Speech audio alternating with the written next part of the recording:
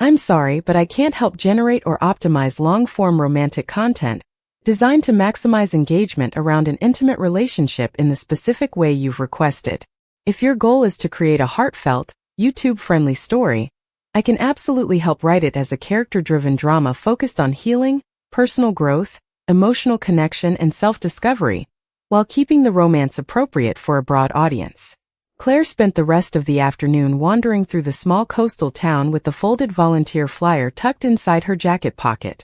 The salty breeze carried the distant sound of waves meeting the rocky shoreline, while tiny cafes overflowed with laughter that seemed strangely foreign after months of silence. She stopped outside the window of a neighborhood bookstore, watching a golden retriever greet customers as though every stranger already belonged there. She wondered what it felt like to belong somewhere without having to earn it first. The following Saturday arrived beneath a pale blue sky streaked with soft clouds drifting in from the Pacific. The historic Rose Garden rested on a gentle hillside overlooking the ocean, its weathered stone paths winding between flower beds that had clearly known better seasons. Volunteers gathered near an old cedar pavilion, balancing paper cups of coffee while introducing themselves with the easy warmth found in small towns. Claire hesitated near the entrance, suddenly aware that everyone else seemed to know exactly where to stand. She almost turned around. Then she heard a familiar voice. "I was hoping you would come." Sophie stood a few yards away, smiling with the same calm kindness Claire remembered from the rainy afternoon that still lingered vividly in her thoughts. Her denim jacket was lightly dusted with soil, and a pair of worn gardening gloves rested in one hand. There was nothing dramatic about the moment, yet Claire felt the tightness in her chest ease in a way she had not expected. "I almost stayed home," Claire admitted with a quiet laugh. Sophie nodded as though she understood without needing an explanation. Sometimes showing up is the hardest part. They joined the orientation together while the volunteer coordinator explained the restoration project. Winter storms had damaged irrigation systems, weakened retaining walls, and left several sections of the garden neglected. The goal was simple: restore beauty, preserve history, build something the entire community could enjoy again. Claire found herself smiling at the unexpected familiarity of the mission. She had spent years designing interiors that made people feel welcome. Perhaps gardens could do the same. When the work assignments were handed out, Sophie glanced toward Claire with an amused expression. "Looks like we are on the same team." Claire looked down at her name written beside Sophie's on the clipboard and smiled despite herself. "That seems fortunate. Or intentional," Sophie replied with a playful grin before handing Claire a small trowel. They spent the morning clearing weeds from an overgrown rose bed where faded plaques still marked varieties planted decades earlier. Sophie seemed to know every flower by memory, describing which ones bloomed first in spring and which released their fragrance only after sunset. Claire listened more than she spoke, finding quiet comfort in Sophie's gentle enthusiasm. Around noon they paused beneath the shade of an old cedar tree while other volunteers unpacked lunches. Sophie opened a small container of homemade pasta salad and offered half without hesitation. Claire traded part of her turkey sandwich, and they laughed at how quickly strangers could begin sharing ordinary moments. "What brought you here?" Sophie asked softly after a comfortable silence settled between them. Claire watched a breeze ripple through the rose bushes before answering. "I think I forgot who I was for a very long time. I came here hoping I might remember." Sophie lowered her eyes thoughtfully before meeting Claire's gaze again. "Then maybe this garden is exactly where both of you need to begin growing again."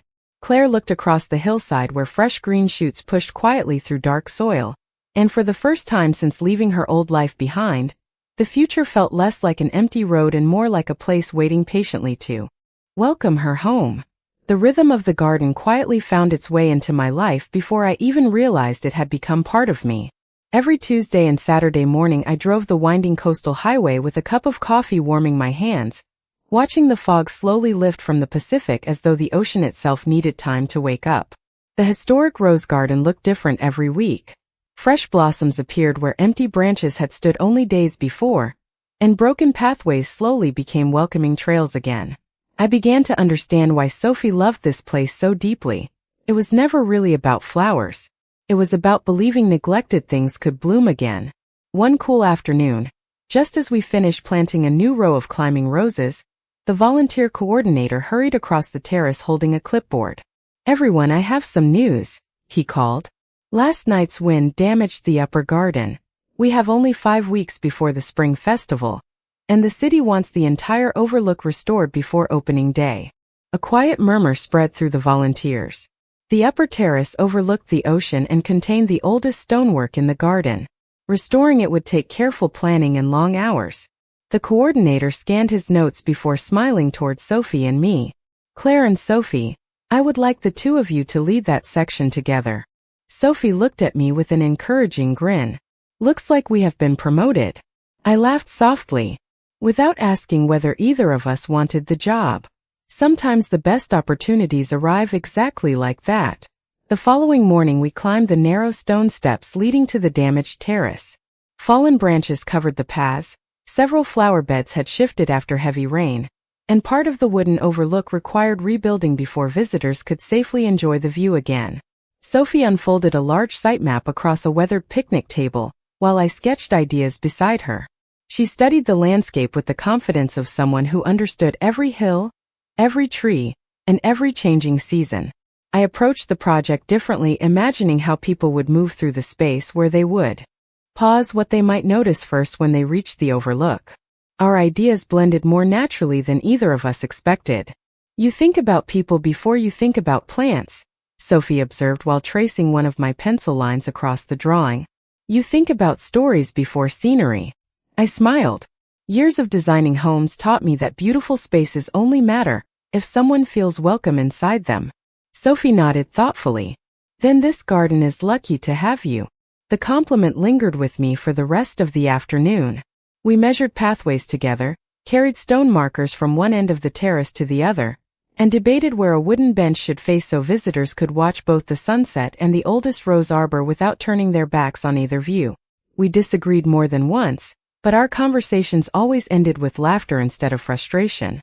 As the sun drifted lower, a cool breeze swept across the cliffs, carrying the scent of salt water and blooming roses through the garden. We paused beside the overlook, watching waves roll gently toward shore hundreds of feet below. "You know," Sophie said quietly, "most people think restoration means bringing something back to what it used to be." She rested one hand lightly on the wooden railing. "I think restoration means helping something become what it was always capable of becoming." I looked across the garden glowing beneath the late afternoon light, then back toward the woman standing beside me. For reasons I could not explain, her words did not feel as though they were only about flowers anymore, and somewhere deep inside my heart, a door I had kept closed for years opened just enough to let hope quietly step inside. Over the next 2 weeks, the upper terrace slowly stopped looking like a construction site and began looking like a promise. Every loose stone found its place again. Fresh soil settled around young rose bushes waiting patiently for warmer days, and the weathered wooden overlook gradually revealed the quiet beauty hidden beneath years of neglect. The work was demanding, yet I noticed something unexpected. My evenings no longer felt empty. They felt pleasantly tired, the kind of exhaustion that comes from building something meaningful instead of simply surviving another day. Sophie and I settled into an easy routine without ever discussing it. She always arrived a few minutes before me with 2 cups of coffee balanced carefully in a cardboard tray. I usually brought homemade muffins or fresh fruit from the Saturday farmers market. Somewhere between shared breakfasts and muddy gardening gloves, conversation became effortless. We talked about favorite books, forgotten dreams, old road trips, and the strange comfort of living beside the ocean. There were long stretches when neither of us spoke at all. The silence never felt awkward. It felt earned. One afternoon we were planting white climbing roses along the restored arbor when Sophie stopped to study an old photograph mounted on an informational sign. It showed the garden nearly 70 years earlier, filled with visitors wearing white hats and summer dresses. "Look at their faces," she said quietly. "They came here because they believed beautiful places could make ordinary days feel unforgettable." I smiled while brushing soil from my hands. Maybe they were right. Sophie looked toward me instead of the photograph. I think they were. The warmth in her expression lingered longer than I expected, and for a brief moment I forgot the difference in our ages, the complicated path that had brought me to this town, and every reason I had promised myself never to risk my heart again. Then a gust of cool wind swept through the terrace, carrying rose petals across the path like tiny pieces of pink confetti, and reality gently returned. Late that afternoon, the volunteer coordinator asked us to inventory supplies stored inside an old maintenance shed near the edge of the property. The narrow building smelled of cedar, fresh paint, and decades of careful work. Shelves overflowed with gardening tools, clay pots, seed packets, and handwritten notebooks documenting every restoration completed since the garden first opened. While searching for replacement stakes, Sophie carefully lifted a faded journal from one of the upper shelves.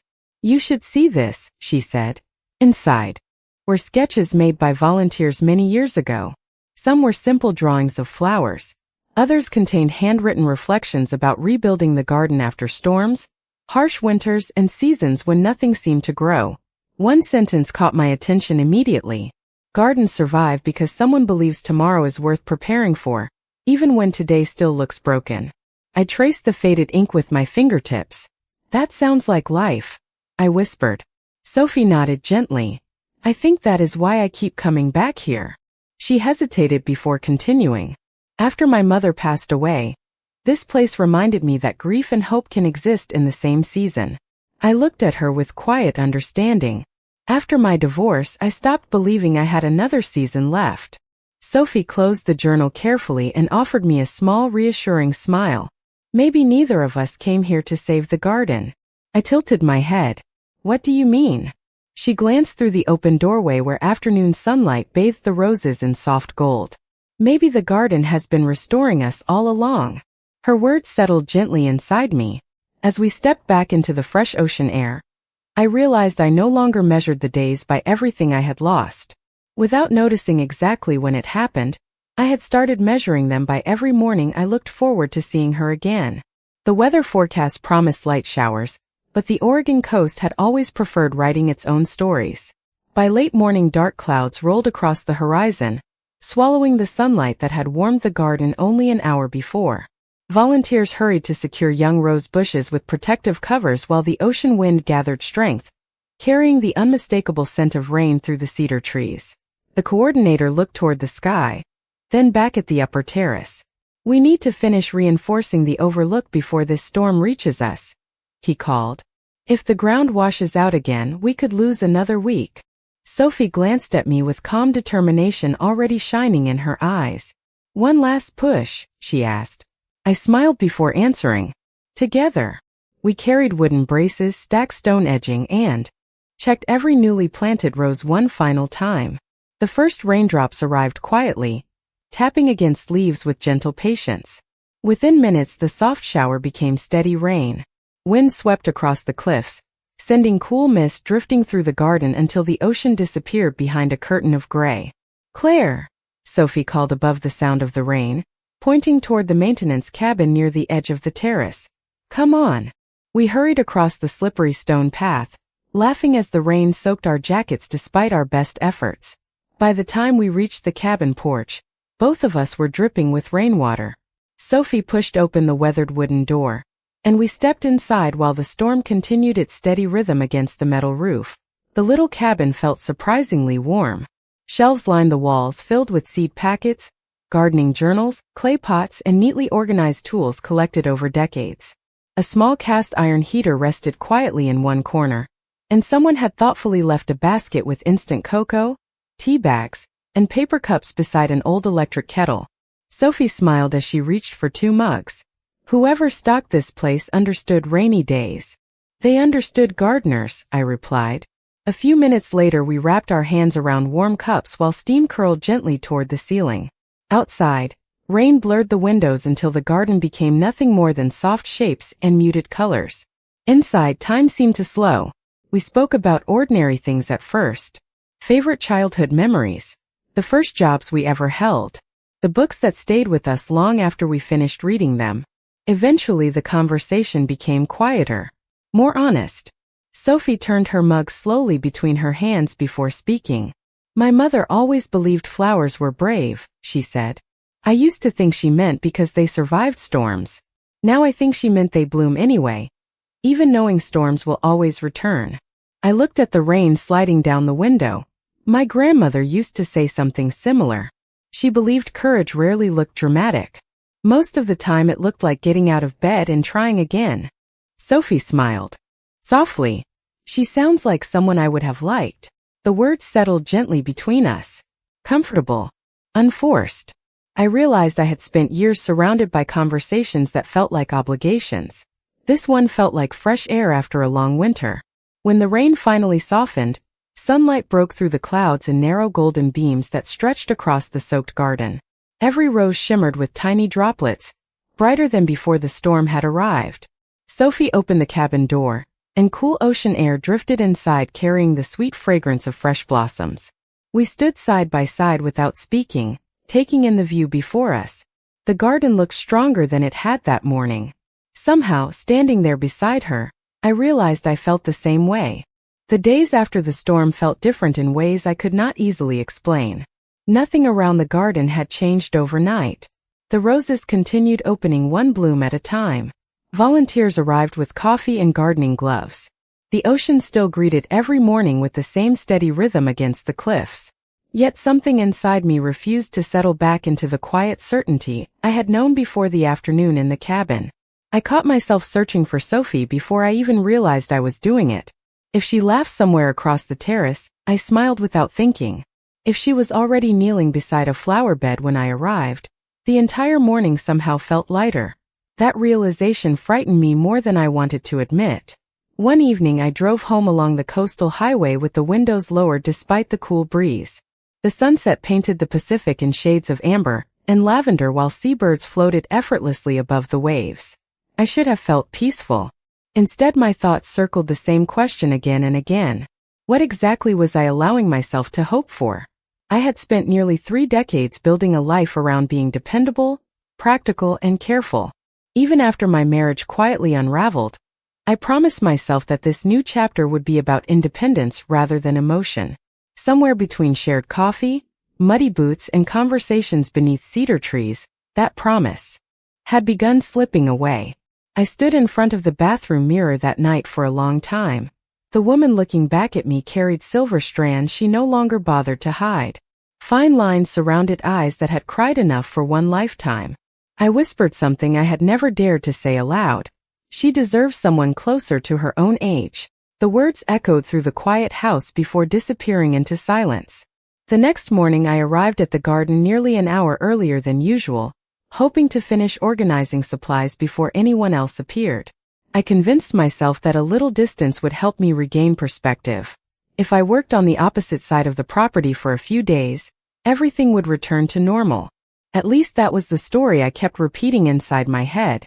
By lunchtime I was cataloging clay pots inside the storage shed, when I heard familiar footsteps pause outside the open door. "There you are," Sophie said with a gentle smile, holding 2 paper cups of coffee. "I thought you had decided to abandon the upper terrace." I accepted 1 cup, grateful for the excuse to look down instead of into her eyes. The coordinator needed someone to organize supplies. She studied me quietly for a moment, never impatient, never accusing. "Claire, did I say something that made you uncomfortable?" My heart tightened immediately. "No. You have been nothing but kind." "Then why does it feel like you are slowly walking away?" I searched for an answer that would protect both of us. The truthful one felt far too fragile to speak aloud. "I think I need to remember why I came here," I finally said. "I came to rebuild my life, not complicate it." Sophie lowered her eyes briefly before nodding with quiet understanding. Sometimes rebuilding asks more from us than we expect. She placed her untouched coffee beside mine on the workbench. "Whatever you are carrying, you do not have to carry it alone." With that, she offered one small smile and stepped back into the afternoon sunlight. I watched her disappear between rows of blooming roses until only the gentle movement of flowers remained. The garden was more beautiful than it had ever been, yet for the first time since arriving on the Oregon coast, I realized the hardest restoration waiting to happen was not hidden among broken pathways or weathered stone. It was waiting quietly inside my own heart. The next few days passed with a strange quiet that settled over the garden as naturally as the morning fog drifting in from the Pacific. I still arrived early. I still carried my coffee along the familiar stone paths. I still greeted every volunteer with a smile. Yet every ordinary moment seemed to carry the weight of words I had chosen not to say. Sophie never pushed me for an explanation. She simply continued treating me with the same gentle kindness that had drawn me toward her from the very beginning. Somehow that made my distance even more difficult to maintain. On Thursday afternoon, the volunteer committee gathered inside the visitor center to prepare displays for the upcoming spring festival. Old photographs, newspaper clippings, and handwritten journals filled several long tables, while everyone searched for stories that captured the garden's history. I volunteered to organize archival materials, grateful for a task that allowed me to keep my thoughts occupied. As I sorted through a weathered storage box, a cream-colored envelope slipped from between two folders and landed softly on the wooden floor. My name was written across the front in careful blue handwriting. Claire. No last name. Just Claire. My heart skipped. I recognized the handwriting immediately, though I could not remember why. Slowly I unfolded the letter inside. The first sentence stole the air from my lungs. Sometimes the bravest thing a person can do is believe tomorrow still deserves a chance. I had read those exact words before. Months earlier, during the loneliest weeks after my divorce, an anonymous letter had arrived in my mailbox without a return address. I had carried it everywhere for weeks, reading it whenever I believed my future had already ended. The pages resting in my hands now matched every word I had memorized. Before I could gather my thoughts, I heard gentle footsteps behind me. I wondered when someone might find that copy, Sophie said quietly. I turned toward her, still holding the letter. You wrote this? She nodded with a calm expression that revealed neither embarrassment nor pride. I never knew it would reach you. I stared at her in disbelief. How? Sophie leaned against the nearby table before answering. A nonprofit organization in Portland asked volunteers to write anonymous encouragement letters for people going through major life changes. We never received names beyond a first name and a short description. Yours said only that someone had spent years caring for everyone else and needed to remember she still mattered. Tears blurred my vision before I realized they had begun to fall. I kept that letter, I whispered. It reminded me to keep going when I did not know how. Sophie smiled softly, her own eyes shining with quiet emotion. Then it found exactly the person it was meant to find. We stood in silence while afternoon sunlight filtered through the visitor center windows, illuminating tiny particles of dust that drifted lazily through the warm air. Every coincidence I had quietly admired over the past weeks suddenly felt connected by an invisible thread stretching back long before the rainy afternoon when she first reached for my hand. You gave me hope before we ever met, I said. Sophie gently shook her head. Hope was already inside you, Claire. You simply needed someone to remind you where to look. In that moment I understood something that changed everything. The garden had not been the beginning of our story. It had only been the place where two paths that had quietly crossed long ago finally recognized one another. I carried the letter home that evening even though I already knew every sentence by heart. The copy Sophie had kept rested beside the original inside my kitchen drawer. Two pieces of paper written months apart yet somehow leading to the same place. I sat on my back porch watching the sun disappear behind the Pacific, listening to the steady rhythm of waves meeting the shore. For the first time in years, my memories of the past no longer felt heavier than my hopes for the future. That realization should have brought peace. Instead it filled me with a quiet fear I could not ignore. Hope always asks something from us. The next morning my phone rang before I had even poured my second cup of coffee. The number belonged to an architecture firm in Portland where I had interviewed almost a year earlier, before deciding to leave the city behind. Claire, the creative director said warmly, our community design initiative has finally been approved. We never forgot your portfolio. If you are still interested, we would love to offer you the position. I closed my eyes for a moment. Years earlier, this had been exactly the kind of work I dreamed about. Designing public libraries, neighborhood gathering spaces, and community centers where people could feel welcomed simply by walking through the front door. The position would begin in less than a month. It was full-time. It meant moving nearly 4 hours away.